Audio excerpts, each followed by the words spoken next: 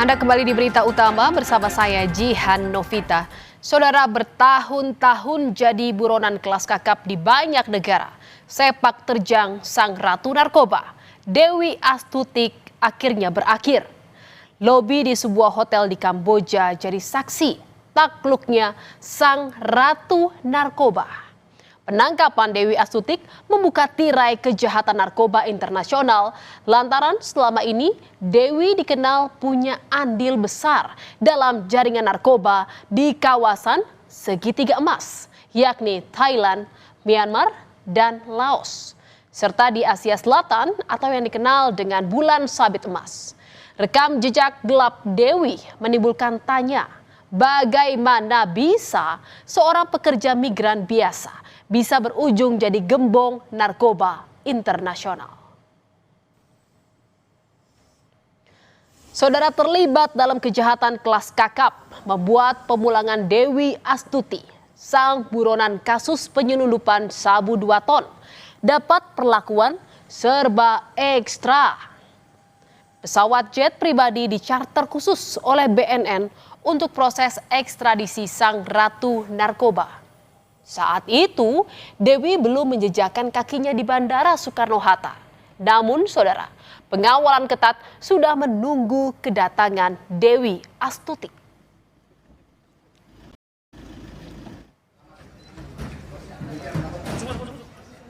Begitu keluar dari pesawat, Dewi langsung dikawal ketat oleh petugas BNN. Dengan tangan terikat dan masih menggunakan pakaian yang sama saat ditangkap, Dewi saat itu langsung dibawa menggunakan mobil BNN. Pengamanan super ketat ini bukan tanpa alasan, mengingat Dewi adalah aktor utama dalam penyelundupan sabu 2 ton dan juga tulang punggung pada suplai narkoba lintas negara.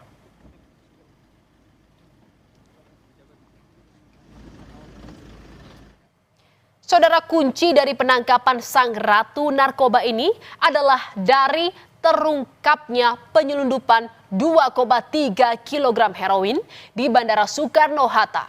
Salah satu pelaku mengaku mengambil heroin dari seseorang di Kamboja yang ternyata adalah Dewi Astuti, saudara, sosok yang paling dicari-cari.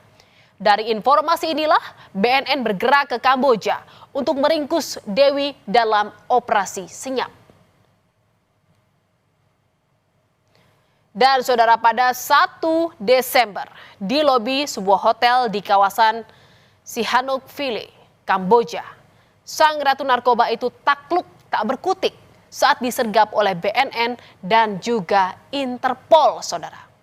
Saat ditangkap, Dewi sedang bersama seorang pria berkewarganegaraan Pakistan.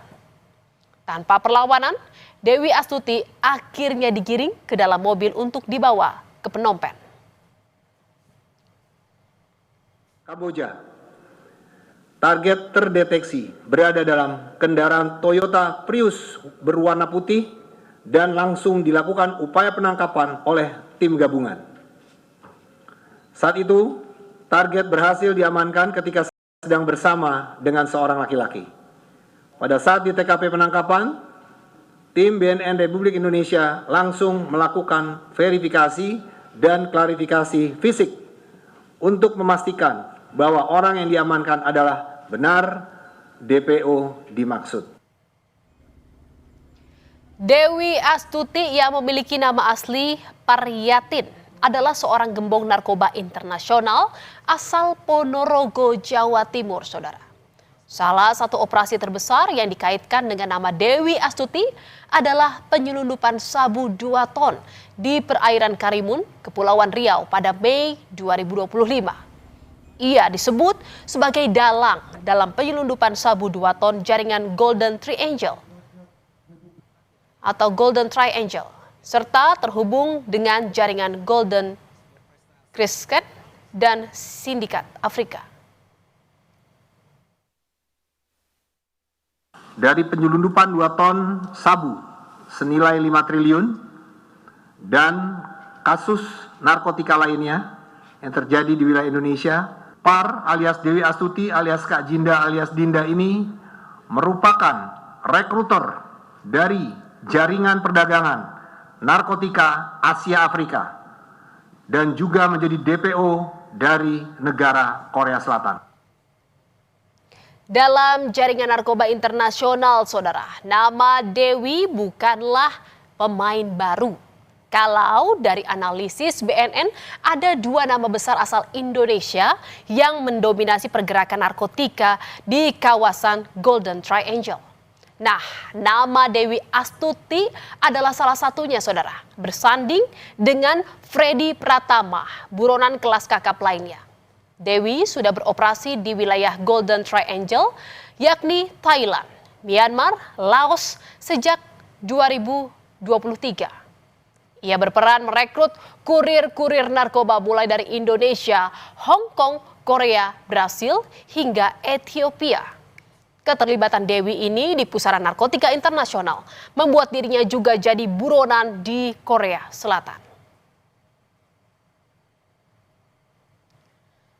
Sebelum menjadi gembong narkoba internasional, saudara, Dewi ternyata adalah seorang pekerja migran.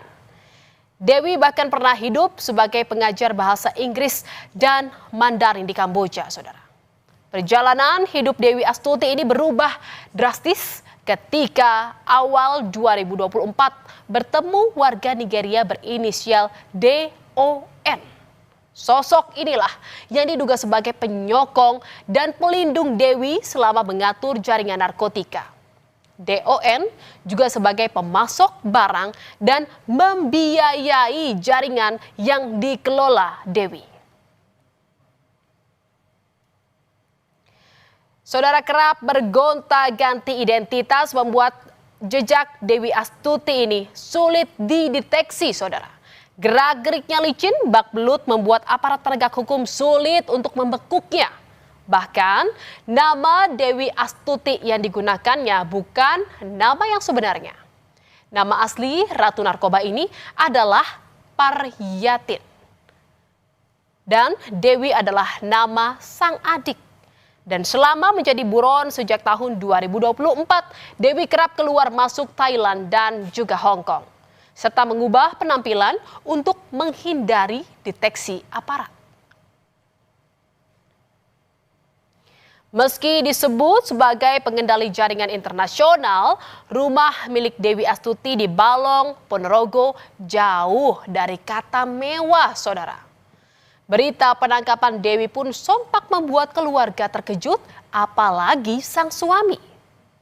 Ia hanya mengetahui sang istri bekerja sebagai pekerja migran. Bahkan pada tahun 2023, Dewi sempat pulang kampung dan berjualan nasi. Dewi pun kembali pamit berangkat ke Taiwan pada 2024. Namun kenyataannya bukan ke Taiwan. Dewi ternyata berangkat ke Kamboja. Puasa niku. Sebelum puasa tahun berapa, Pak? Gitu. 24 nih. 2024. Pamitnya kemana, Pak? Ya pamitnya ke rumah bosnya yang dulu Di Taiwan. Yang kaget ngoten.